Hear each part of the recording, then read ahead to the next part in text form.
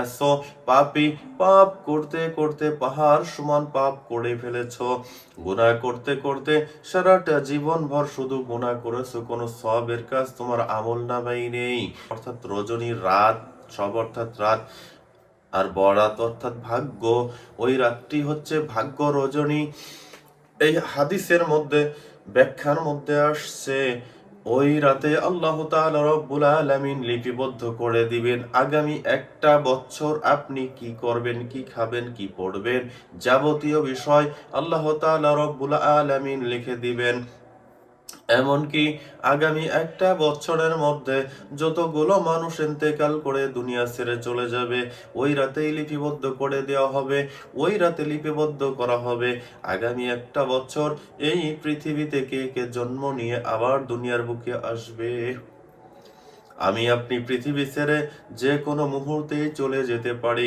আজকে আপনাদের সামনে ভিডিওতে আমি কথা বলতেছি, হয়তো শবে বরাত পর্যন্ত আমিও বেঁচে নাও থাকতে পারি। কারণ আল্লাহ রাব্বুল আলামিন বলেন, বান্দা, মৃত্যু তোমার সাহা রগের কাছেও, মৃত্যু তোমার ঘাড়ের এই পিছনে একটি রগ আছে, যে রগটাকে সাহা রগ বলা হয়, ওই রগের থেকেও নিকটবর্তী হচ্ছে মৃত্যু।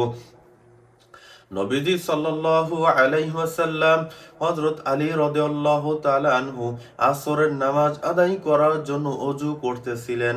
ওই মুহূর্তে আমার আপনার নবী, দয়ার নবী, মায়ার নবী, রাহমাতাল লিল আলামিন যে বললেন, ওগো আলী, তুমি মৃত্যুকে কত কাছে অথবা কত দূরে মনে করো?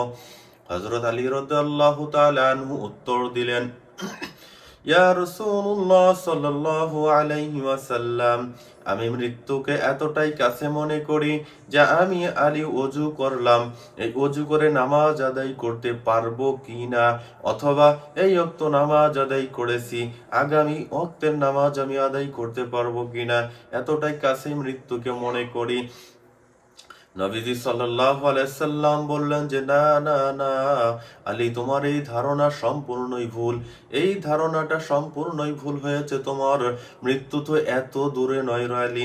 তুমি যে ওযু করেছো, এই ওযু করে ওযুর বদনা বা ওযুর পাত্র, পানির পাত্র রেখে দাঁড়াইতে পারবা কিনা এর কোনো গ্যারান্টি নেই।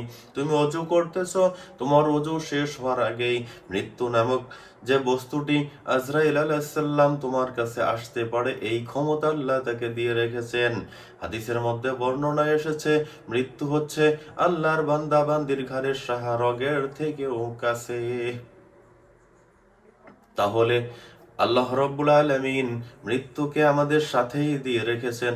যে কোনো মুহূর্তেই হুকুম হয়ে যাবে, এই পৃথিবী ছেড়ে আমাকে আপনাকে চলে যেতে হবে। প্রিয় মা ও বোনেরা, প্রিয় ভাই, আপনি এখনো পর্যন্ত জীবনের ভুলগুলো শুধরাইতে পারলেন না। জীবনে পাপের কাজের অভ্যাস ছিল, পাপ ছাড়তে পারলেন না। গুনাহের কাজের অভ্যাস ছিল, এখনো আছে, ছাড়তে পারেননি।